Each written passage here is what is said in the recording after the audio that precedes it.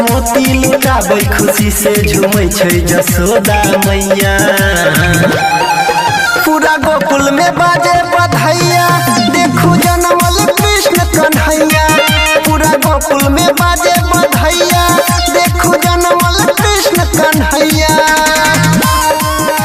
DJ Dayanand दिलदार सरस्वती स्थान कठरा दी toll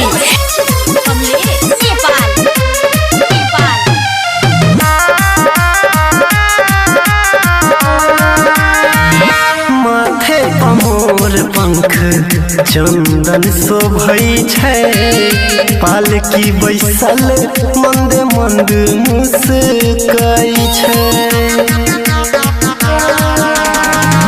माथे पमोर पंख चंदन शोभै छै पालकी बैसल मंद मंद मुस्कै छै।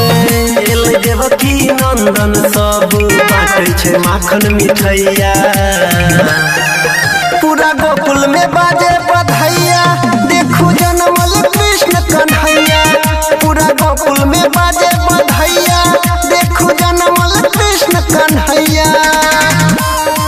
डीजे दयानंद दिलदार सरस्वती स्थान कठरा दी टोल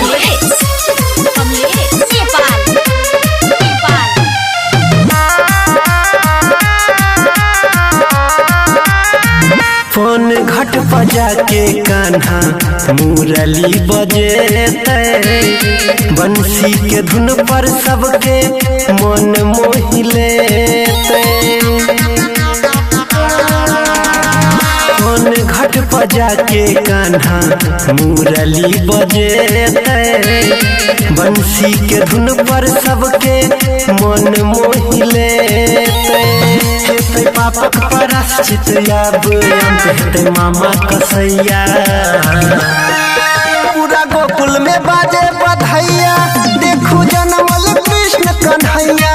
पूरा गोकुल में बाजे बधैया देखू जनमल कृष्ण कन्हैया।